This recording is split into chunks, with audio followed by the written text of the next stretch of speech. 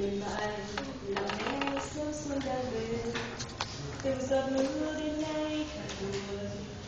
mặt một sao bỗng như lung linh, và một năm qua đi với bao phiền để ta nhớ mãi không quên. Lặng lẽ mùa đông như câu hát cuối cùng,